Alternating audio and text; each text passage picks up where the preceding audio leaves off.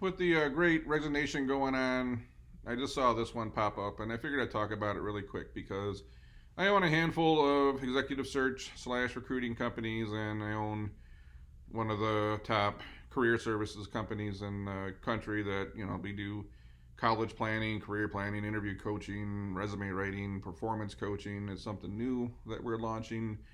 I mean, I spent 2 decades in the career services business, on top of being a startup investor, and well, I start a lot of companies. At the end of the day, I love business, but I want to talk about this because we see this on the career coaching side quite a bit.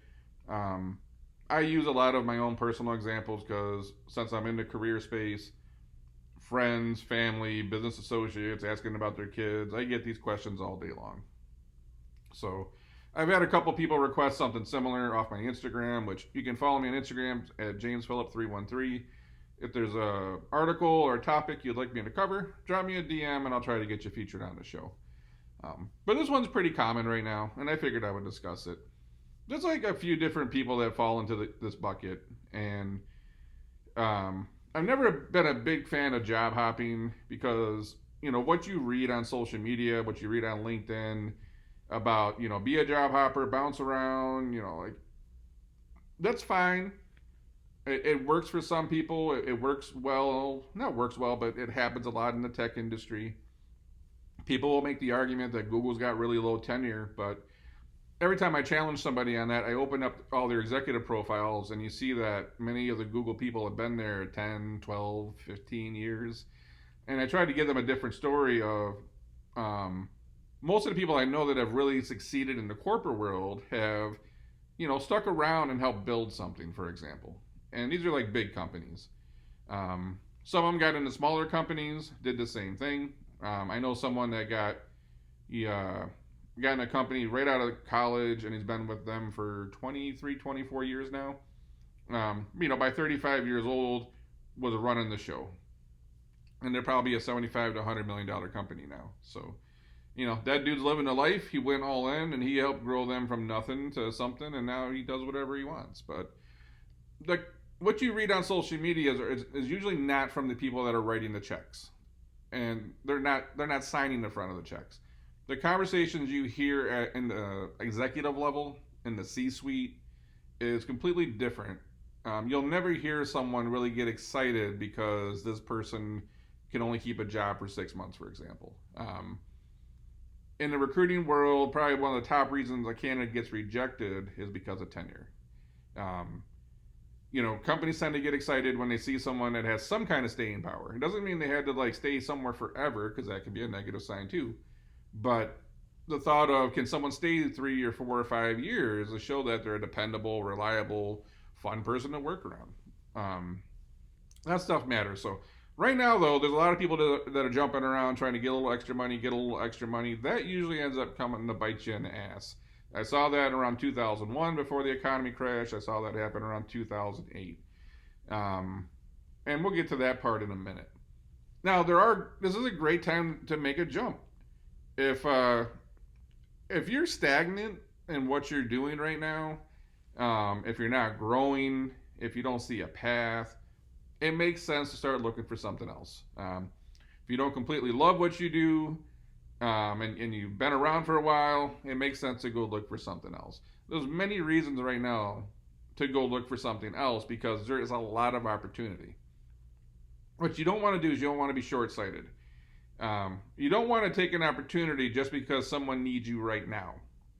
Because if the economy does fall apart again, it's usually the last person in is going to be the first person that gets laid off, and you have to keep that in mind. You think about the safety of your family, your income, and your livelihood. They're not going to start waxing 10-year employees over someone that just started 2 months ago. So you got to keep that in mind. And the economy is wishy-washy right now. We could boom or we could bust. Who knows? But it's a good time you could, if you've been stagnant, if you're not really happy with your work, if you just want to try something new, now's a good time to get employers to look at you that where they normally wouldn't look at you. A lot of times, employers, if they have this job role, they're looking for someone that's already done that exact job or some function of that job. In this economy, it's a good time to kind of leapfrog and go do something different. Now, it doesn't mean you're going to succeed at it. And you got to keep that in mind. What happens if you go somewhere and you bust out in a year? These are all risks you're going to have to think about when you make that jump. Um, but it is a good time for to get into companies you might have not have been able to normally get into, to completely switch roles.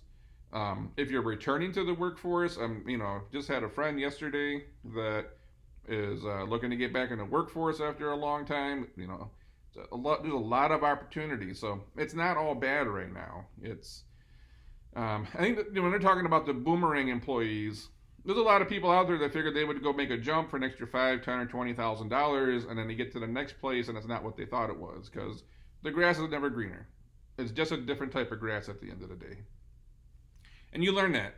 You work. The college doesn't really prepare you for that. By the time you're 30, 35 years old, you learn that work is work at the end of the day. There's some bad places. There's some good places. For the most part, you take your ass to work every day. You do a good job. You go home. Things are just fine.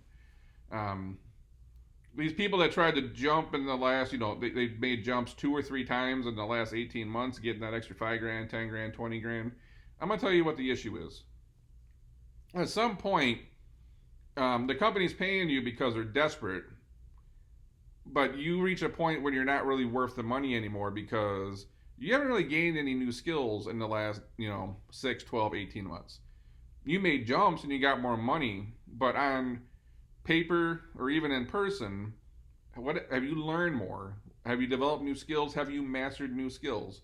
Jacks of all trades usually don't get paid a whole bunch. It's the people that mastered something that do. It's hard. This is why I also say tenure can get you, because it's hard to master something when you're constantly jumping around and starting new jobs. They say it takes 2 years for someone to actually get really functional at a job and be good at it, and then you can learn to master it.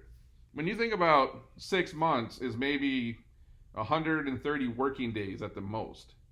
What can you master in 130 working days? You're going to spend the first month or two just kind of getting up to speed, learning the systems, learning the processes, learning the people. Yeah, it doesn't work that way. A lot of times you got to stick around 2, 3, 4 years to really get good at something. And I think that hurts a job hoppers sometimes. Actually, it hurts job hoppers often. You see those people that build careers where they are, climbing the ladder and they're stable and they're making good money for 30 or 40 years. They usually get really good at something, and then that's their value. So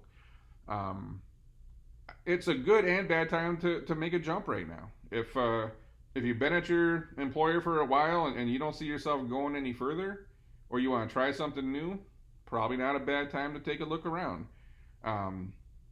If you're just greedy and you're trying to bounce around for an extra 5 or 10 grand because you quote unquote feel underpaid, I get that text message once a week from somebody that they always feel undervalued, and I'm like, well, you want your salary to go up $10,000. What have you done the last year to make yourself worth $10,000 more? And people often don't reply back to that text. If they do, it's that confused emoji.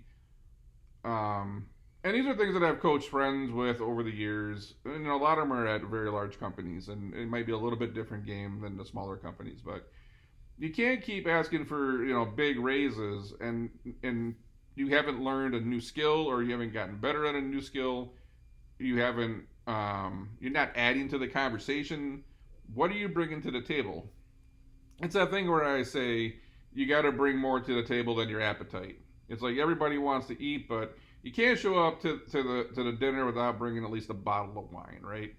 So I don't know. I think it's a terrible time to be jumping around for a few bucks.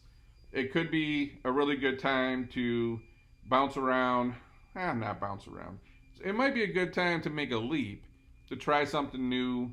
If you get a good opportunity with a great company, you might just have to go find out what it is. But it's going to be a whole different conversation if the economy crashes in 12 or 18 months. If you had stability at your current employer and the market crashes, you might regret that, because if you're around in 2001, hell, a lot of people listening to this might have not even been in the workforce in 2001. They might have just been coming out of college during 2008.